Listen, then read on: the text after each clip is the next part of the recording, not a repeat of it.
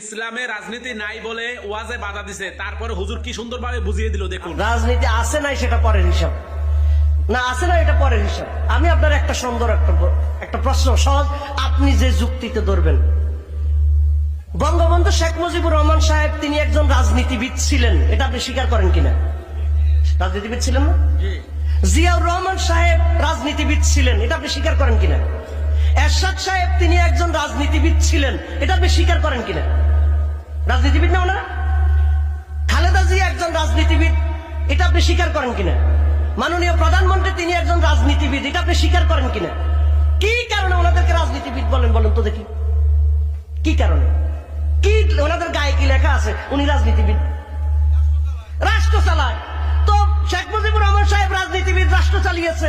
জিয়াউর রহমান সাহেব রাজনীতিবিদ, রাষ্ট্র চালিয়েছে। খালেদা জিয়া রাষ্ট্র চালাইছে, রাজনীতিবিদ। এরশাদ সাহেব রাষ্ট্র চালিয়েছে, রাজনীতিবিদ। প্রধানমন্ত্রী শেখ হাসিনা রাষ্ট্র চালা, রাজনীতিবিদ। রাসূল সাল্লাল্লাহু আলাইহি ওয়াসাল্লাম রাষ্ট্র চালাইছে, উনি রাজনীতিবিদ না? আপনি বুঝেনই নাই তো। রাষ্ট্র যিনি চালায় অবশ্যই তিনি রাজনীতিবিদ। আপনি রাজনীতির তো সংজ্ঞা বুঝেন নাই। রাজনীতি কাকে বলে? পলিটিক্স, পলিটিক্যাল সায়েন্সের আপনি সংজ্ঞা পড়বেন। পলিটিক্স মিন্স পাওয়ার।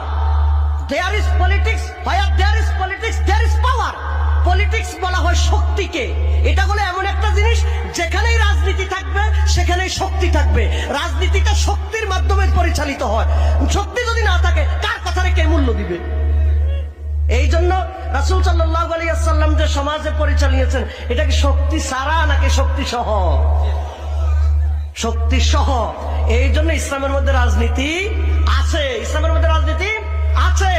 এবং ইসলামের রাজনীতি ব্যক্তিগতভাবে সবার জন্য সারাক্ষণ রাজনীতিটা ফরজ না হলো মুসলিম উম্মার জন্য একটা অংশের জন্য রাজনীতি করা অবশ্যই ফরজ। টোটাল মুসলিম উম্মা যদি শতভাগ রাজনীতি থেকে যদি মুক্ত হয় গোটা বিশ্ব মুসলমান আল্লাহর দরবারে আসামি হবে, আসামি হবে। আল্লাহ বলবেন কেন তোমরা আমার ইসলামকে প্রতিষ্ঠা করার জন্য তোমাদের কারো কেন পদক্ষেপ ছিল না? সবাই অপরাধী হবে। সবাই কি হবে? অপরাধী হবে। আর ব্যক্তি হিসাবে আমি যদি ইসলামের পক্ষপাত দিয়া আমি যদি বেনামাজির পক্ষে, বেরোজগারির পক্ষে, সুদখোরের পক্ষে যদি থাকি তাহলে হারাম রাজনীতির পক্ষে থাকার কারণে আমার কবিরা গুনাহ হবে। আমি আপনাদেরকে সাজেশন করছি, আপনারা সহিহ বুখারীর কিতাবুল জিহাদ, কিতাবুল আহকাম, কিতাবুল মাগাজি, উলামায়ে কেরাম আছে, সব মিলে কম করে হলো 2000 হাদিস হবে। কিতাবুল জিহাদ, কিতাবুল মাগাজি, কিতাবুল আহকাম 2000 হাদিস হবে।